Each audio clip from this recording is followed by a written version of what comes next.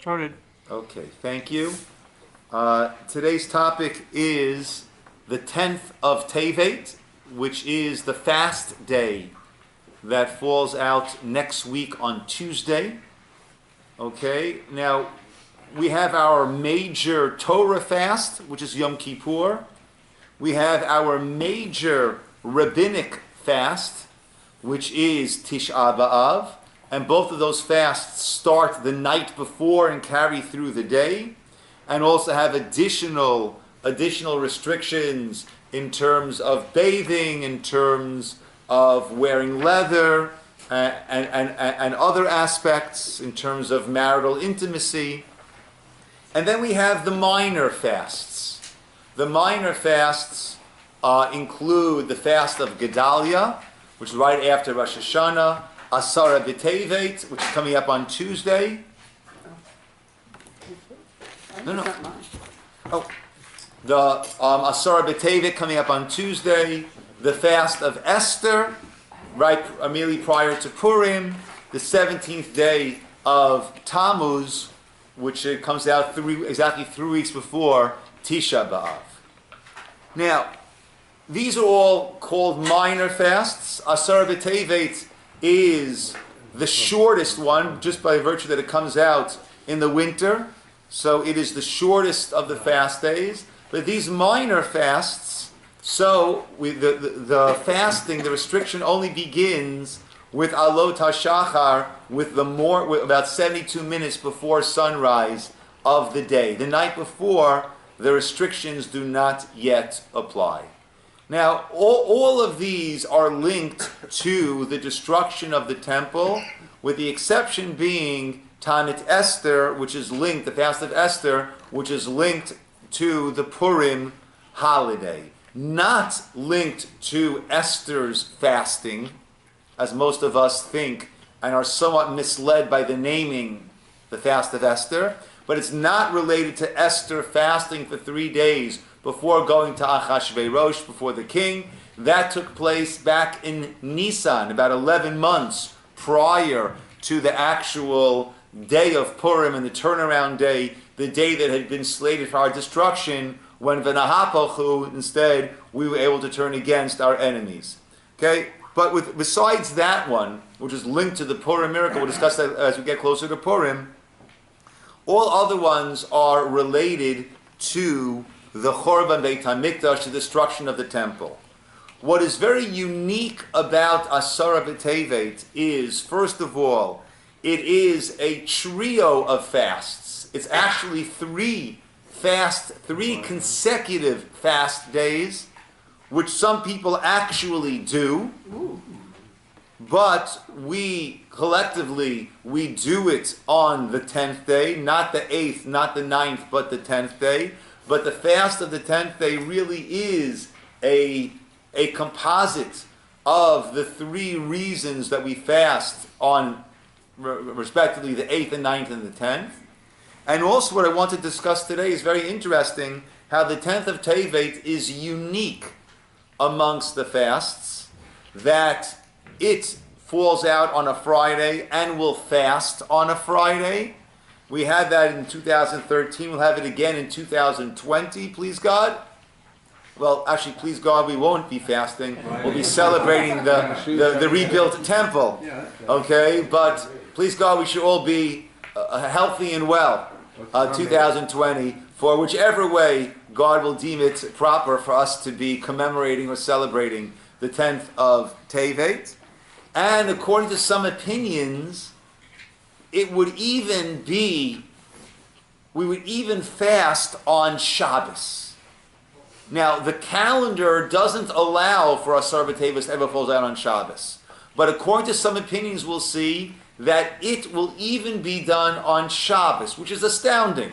Because we know Yom Kippur, if it falls out on Shabbos, we fast on Shabbos. But if Tisha B'Av falls out, the strictest of the rabbinic fast, if that falls out on Shabbos, it gets pushed off until Sunday, until the 10th of Av. So why would this 10th of Tevet have this potency, this importance, this urgency, that it would even be done, according to some opinions, on Shabbat?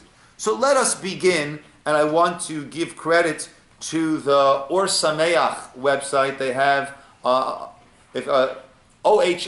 or ohr.edu. That's Or Sameach's website, a wonderful website, and they have there a whole list of halachic, besides on the parsha and many things. They also have a list of halachic articles, and that is where I drew this from, and the Mara Makomot also, and the sources.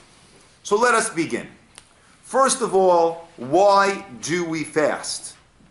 Okay, so the primary reason for the fast is that this was the start of the siege. Nebuchadnezzar, the Babylonian king, began his siege on Yerushalayim on the Asara B'Tevet, on the 10th day of Tevet. That siege lasted for close to 3 years. And it was after close to 3 years, on the Tisha B'Av, on the third Tisha B'Av, after that siege, that is when the temple was actually destroyed by Nebuchadnezzar. Let's see this in the Navi, and that's our first source. It's from Kings 2, Malachim Beth, Perek Chafhei, chapter 25. We have it both in Hebrew and in English. Vayhi v'shnat ha'tshi'it l'malcho, and it was in the 9th year of his reign, of Nebuchadnezzar's reign. B'chodesh ha'asiri, in the 10th month. Be'esor la'chodesh, on the 10th day of that month. The 10th month, of course, is Tevet, so the Navi is clearly defining for us on the 10th day of Tevet. Ba Nebuchadnezzar melech Bavel, came Nebuchadnezzar, the king of the Babylonian king, hu v'chol chelo, he and his soldiers, al Yerushalayim, they came upon Jerusalem. Vayichan aleha, and they camped against it, upon it. Vayivnu aleha dayek saviv, and they built forts, or they built fortifications around it. Vatavo ha'ir b'matzor, and the city was in this state of siege ad ashtei asrei shana lemelech Tzidkiyahu, until the 11th year of Tzidkiyahu. V'tishala chodesh, and on the 9th of that month, vayechazak hara'av v'ir, v'lo haya lechem la'am ha'aretz, and there was no bread. V'tibaka ha'ir, and the city was split. The chol was split open. The breach was made. The chol anshe ha'melchama halayla derech shar bein ha'chamotayim. They fled by the way of the gate between the walls. Asher al gan hamelech l'kazdim ala ir saviv vayelech derech harava, etc. So the siege was laid. The siege began on the 10th of Tevet, and I'm not saying this is why it is stricter than other fasts, but I think there is a certain drama and a certain tragedy in the start of the destruction of the temple, because this could have and should have been a very strong warning sign, a wake-up call. And when there is such a wake-up call and it's not heeded, then in retrospect you look back at that point and you realize just how tragic that day actually is. So that is the event of the 10th of Tevet. That is, of the 3 events we're going to discuss, that is the most tragic of the events. That is, we'll call it the principal event. As I mentioned before, that these fasts are all fashioned about the Churban, the destruction of the temple. And therefore, of these 3 consecutive tragic days, if we're going to establish, and we have established one of them in particular as the day to fast for these 3 calamitous events, the day that was chosen is the date of the siege being laid on Jerusalem. That is on the 10th of Tevet. But also there was an event of the 8th of Tevet and an event of the 9th of Tevet. The event of the 8th of Tevet that we find in our Talmud. The Gemara Megillah, Daf Tet Amud Aleph. We have it both in Hebrew and in English. I've underlined both in Hebrew and in English the starting point of the Talmud's discussion. The Tanya that we learned in a Braita, Masa, it happened with Ptolemy HaMelech.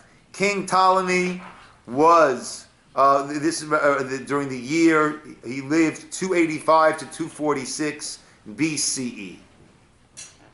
Shekine Shivim Shnayim Zekanim. He gathered together 72 sages.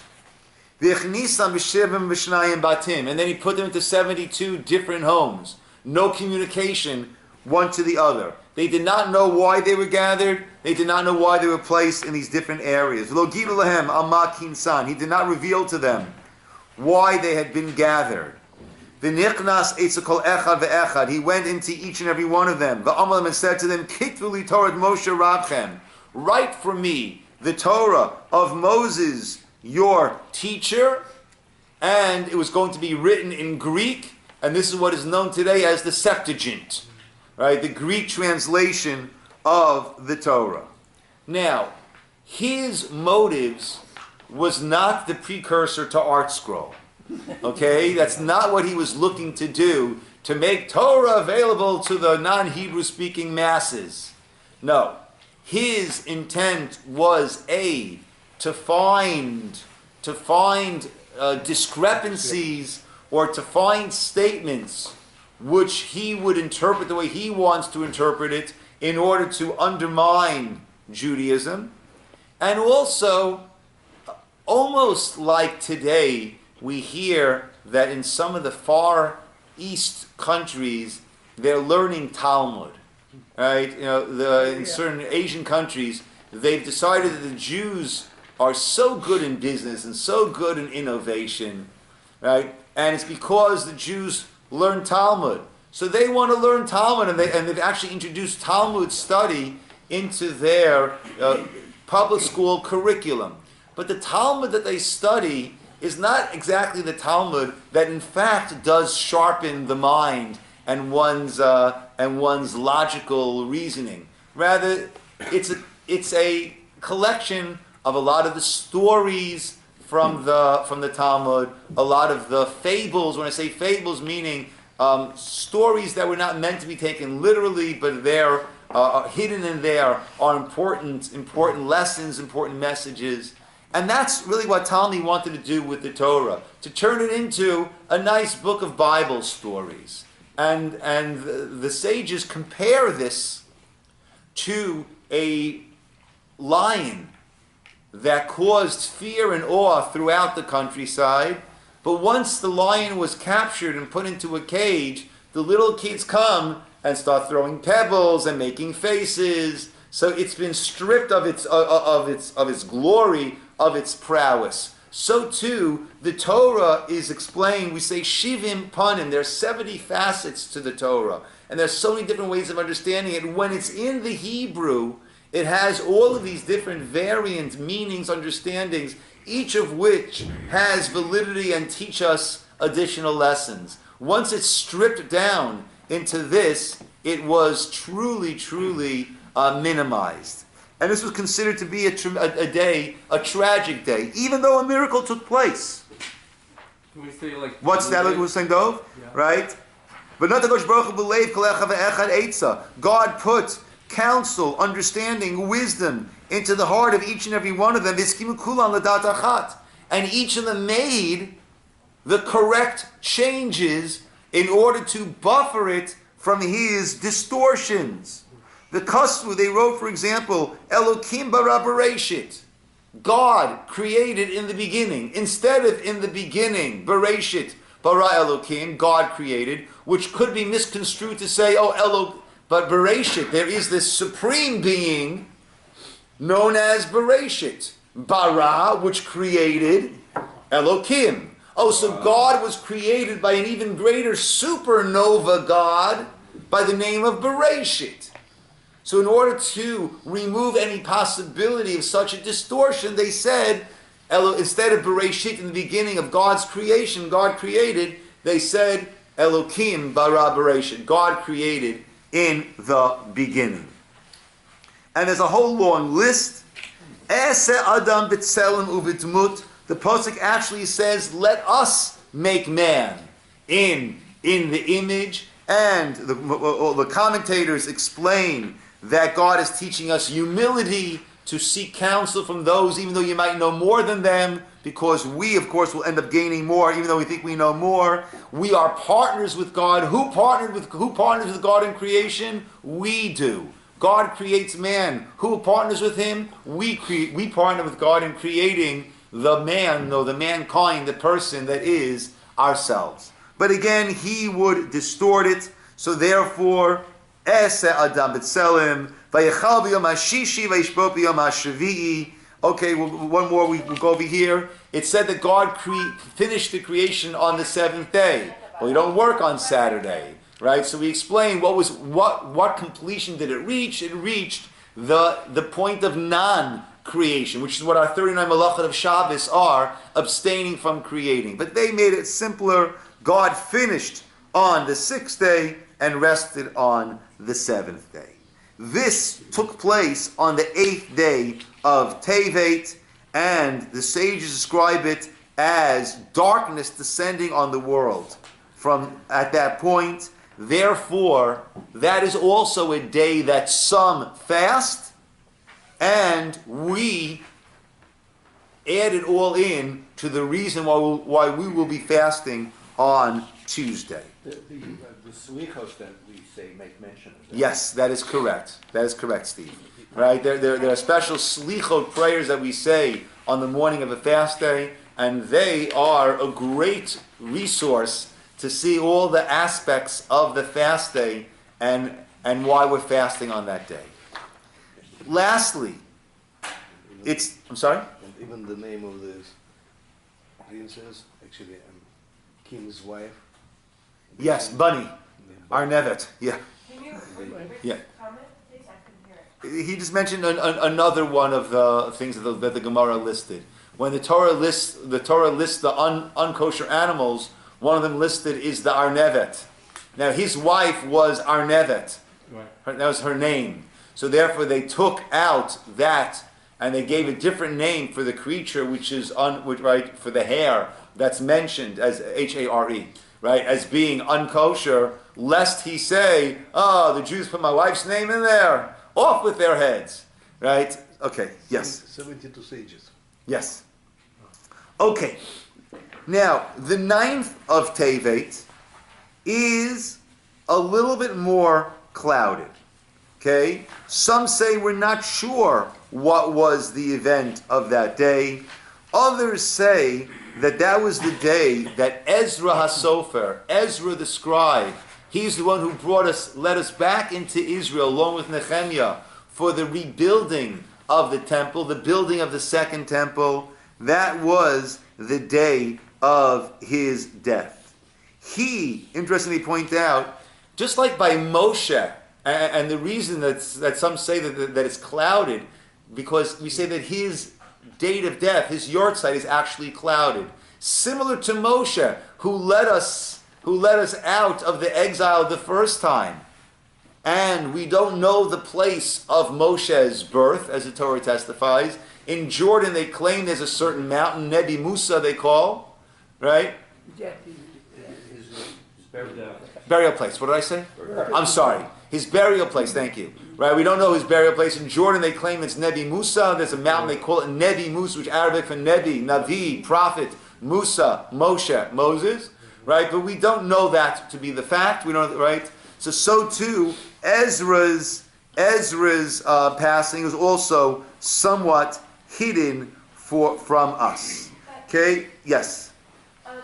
We don't consider Moshe's yortzeit a fast day. That is true. So why for Ezra? It seems that with Ezra's passing, right, what he writes here is the community slid from the heights that he had brought them. Right? Whereas with Moshe's passing, he entrusted us into the able hands of Yehoshua, of Joshua. It was also his birthday. That's correct. So Yeah, Zayin Adar so you wouldn't is fast both. on a birthday. Yeah. Okay. So this is the almost, the trifecta of calamities when we have the 8th, the 9th, and the 10th of Tevet. What makes Asar B'Tevet so unique in that of all the minor fasts, it's the only one that we actually fast on Friday? And according to the Avudram, if Asar B'Tevet would fall out on Shabbat, we would fast on Shabbos. Wow. Now, let's see where he gets it from, and all the halachic authorities, the Beit Yosef, right, says he does not know how the Avudram can know this, right, and others most say that it would get pushed off. But the very fact that we would consider it as a fast day on Shabbos when Tisha B'Av is not a fast day on Shabbos means there's something here that is very, very fundamental. So the Navi in Yecheskel, that's on the second side of the page that I gave you. Vahidvar Hashem Elai b'shana hatshiyit. The word of God came to me in the 9th year, b'chodesh ha'asiri, in the 10th month, be'asor la'chodesh, on the 10th day of that month, which of course we know is the month of Tevet. So again, we're at the 10th of Tevet. Ben Adam, son of man, kitav lecha, write for you, write down, et shem hayom, the name of this day, et etzem hayom hazeh, because on this very day, samach melech Bavel el Yerushalayim, the king of Bavel brought his siege, be'etzem hayom hazeh, on this very day. Now the first on this very day, you already said on this day. Write down this day. Why? So you want to say because on this day, fair enough. You want to say on this very day, fair enough. But on this very day, the king of Bavel besieged Jerusalem. On this very day is clearly something that is redundant or seemingly redundant, and therefore it's coming to teach us something. So he learns out from here that it's telling us that this fast day must take place when? On this very day. That is the reason why it is repeated. Okay, fair enough. But to a certain degree, what we've done is what I like to call, we've kicked the can a little bit further up the road.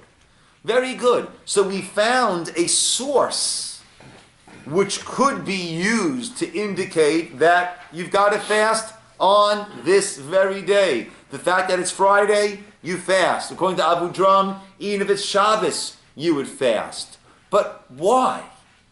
Not from where. Not where do we see a hint, but why would this day, why would the day of the siege on Jerusalem be stricter and greater, or worse actually, than when the walls were breached, or when the temple was actually destroyed? It was destroyed on the 9th of Av, we'll soon see the 9th and 10th of Av. And that day is the strictest. We start the night before, no shoes, no leather shoes, no bathing, no rubbing any creams, of course, no eating or drinking, no marital relations. I mean, that's a real serious fast. So why are we here? And that, if it falls out on a Shabbos, gets pushed off to Sunday. So why is it that here the Navi tells us, according to Abu Dram, what the Navi means to tell us by saying on this very day is that we would fast on that day as we do on Friday, and we would even do it on Shabbos.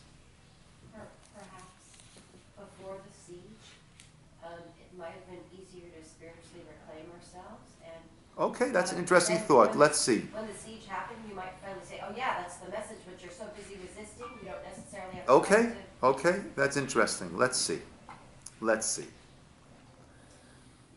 There's another Gemara in Tanit, which you have there in the sources.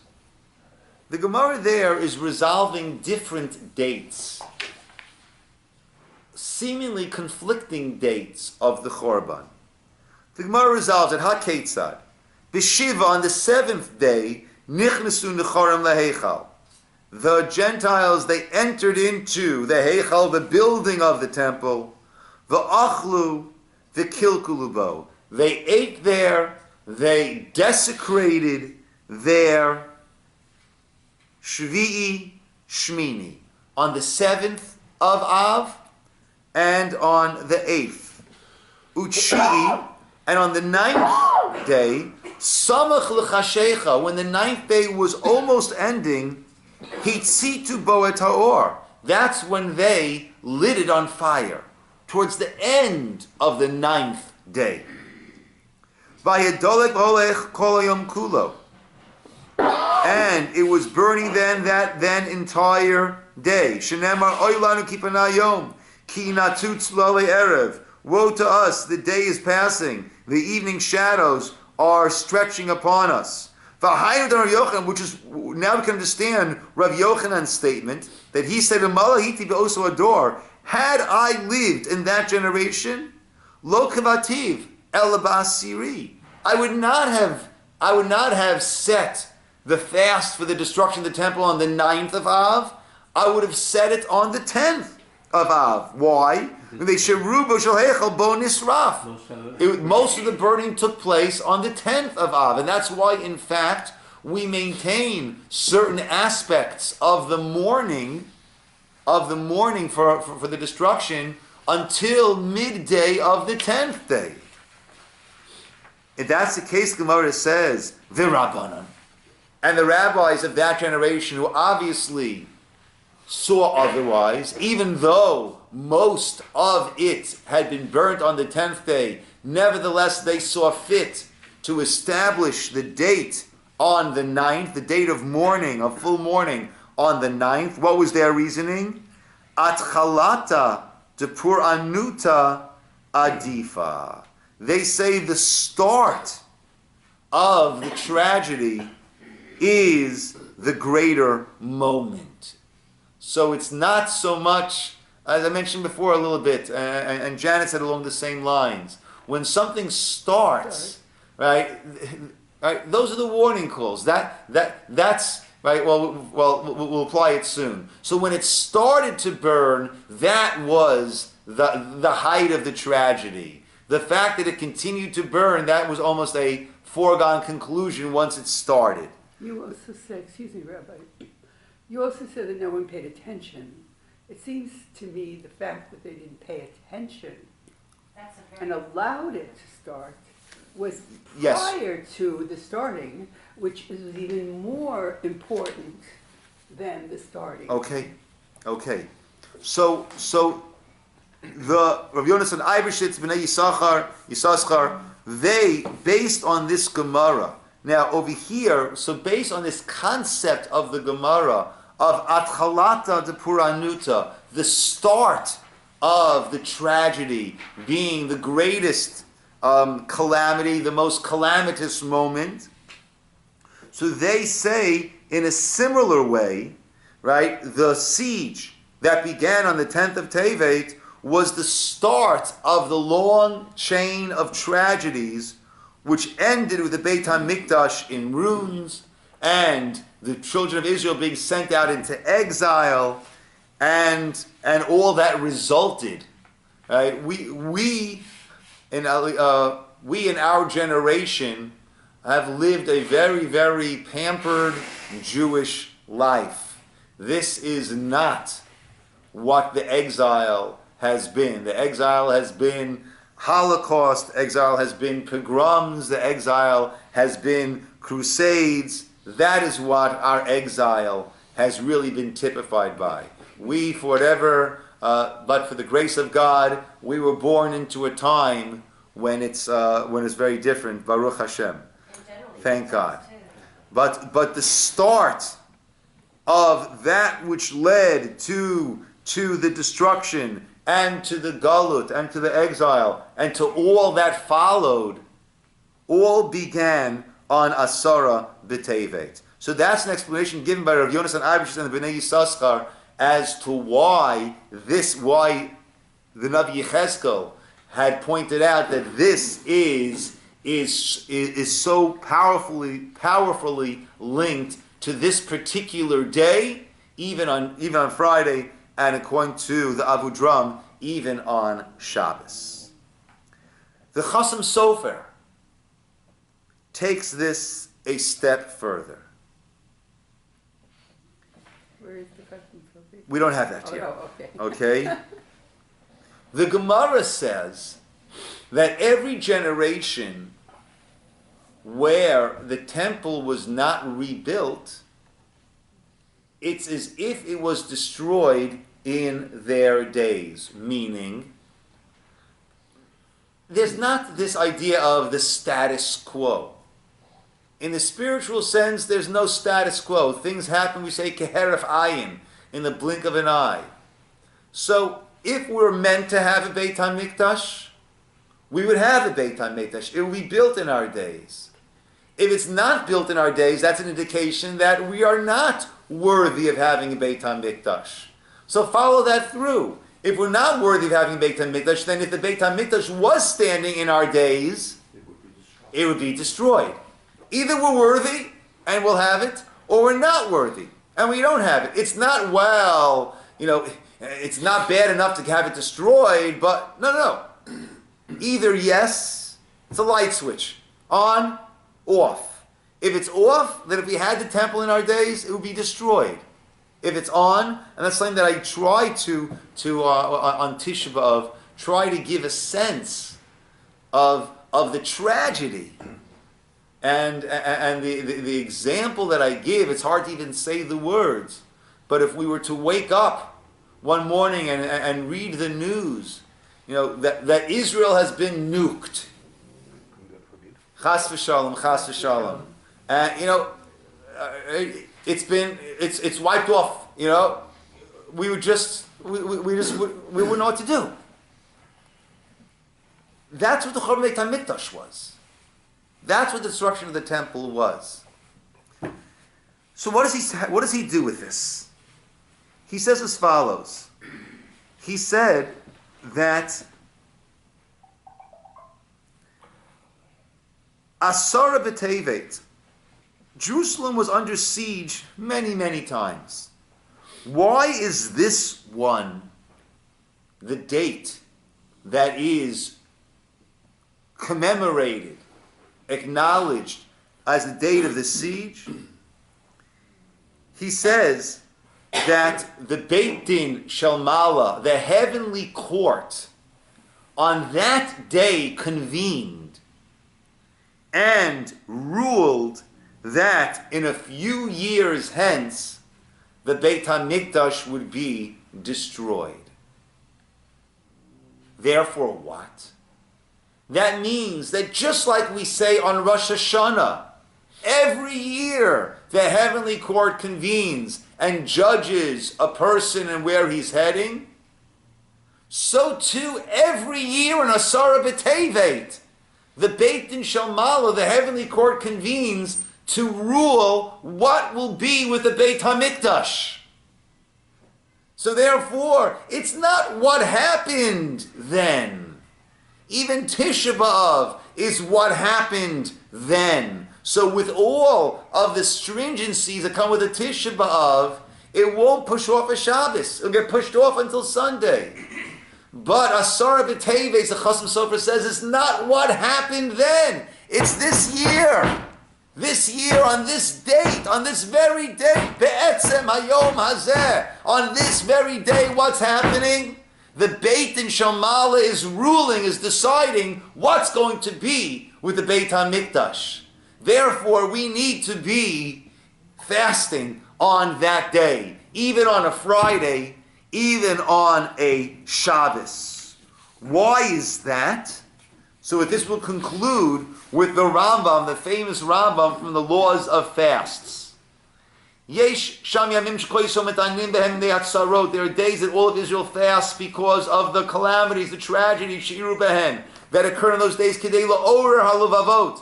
What's the point of fasting? Not to just lose those extra sufganiot that we all ate Hanukkah time. What's the point of any fast day? Is la'orer haluvavot, to awaken up, to awaken, to arouse the hearts. Liftoach darchei hateshuva, to open up the paths of repentance, to look at our lives and see what are we doing that we could be doing better, what should we stop doing, what should we start doing, what should we improve. As a time to reflect on the things that we're doing that are not as good as they should be. And how our fathers, our ancestors, were acting as we're acting today. And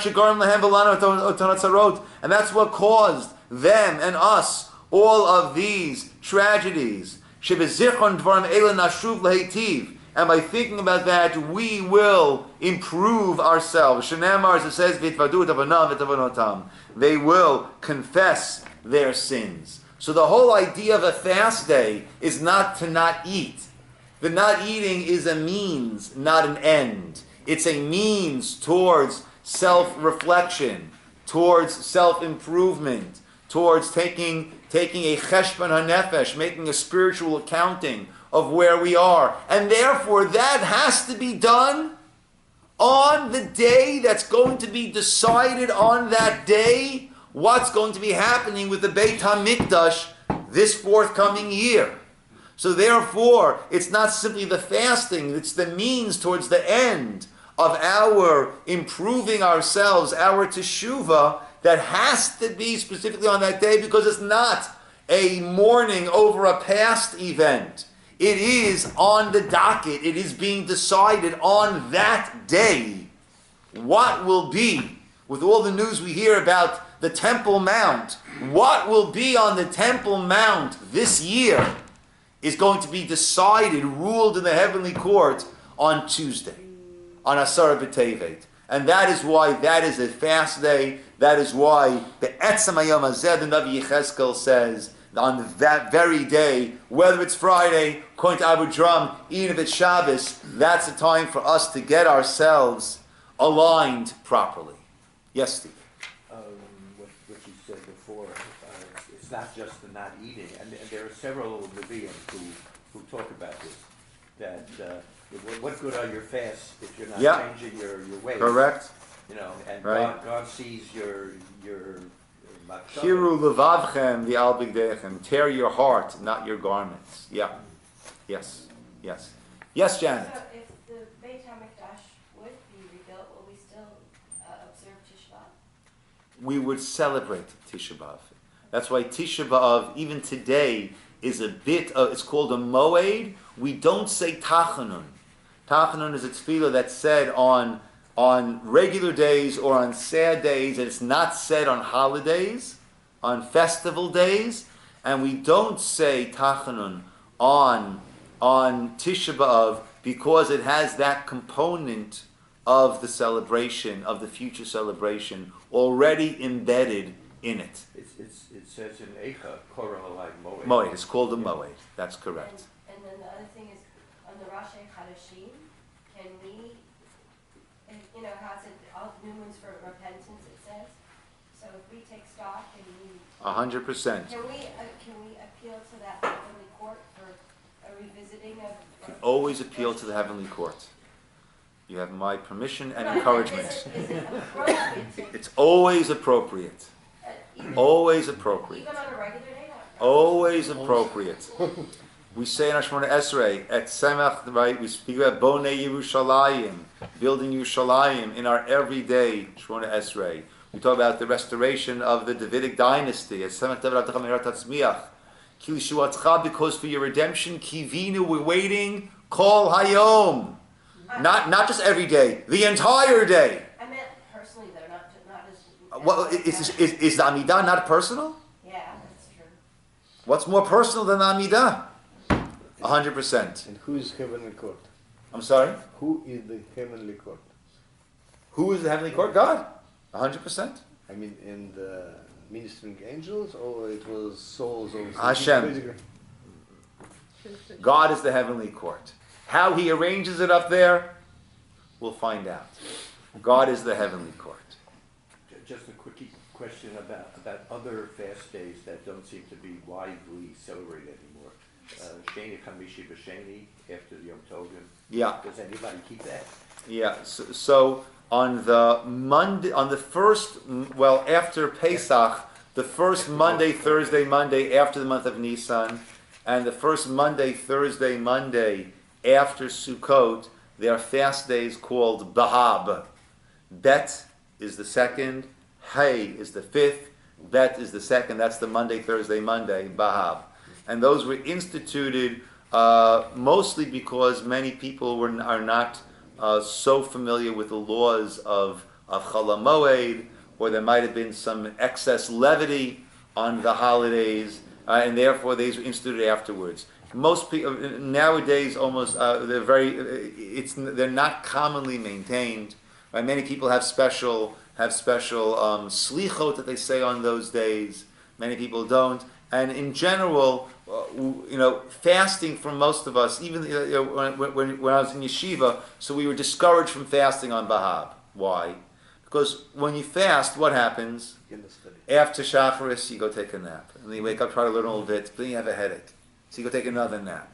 Right? And then you're schlepping through the whole day. So instead of learning your usual 12 hours a day that you do in yeshiva, right, you're getting 12 hours of sleep. Right? So therefore, Yatsa Schara B'Hefseda, we're losing more than we're gaining. So there are those that fast Bahab, but it's certainly not an obligation, like the other fasts I mentioned at the beginning of the class, which are mentioned in the Navi, mentioned in Scripture, right? And for various reasons they've been somewhat not as fully. So they're starting at a lower level, and therefore there's reason to abstain from that. Yes. One important thing here. Second page, the first pasuk has the Yud K Vav K name. Has on the back page. Oh. Thank you. So let me collect all of those. Yeah, okay. What is that? Thank you, Steve. Now, normally when I copy a pasuk, I'll try not to have the Yud Kei Vav Kei name written out. But I missed that one. Yeah, so if you're not taking this home, please pass them all up to me and it should go into Seamus. Okay, thank you, Steve. Good eye. Okay, Dov, you want to close this off over there? Yeshikoach, everybody. I will be away.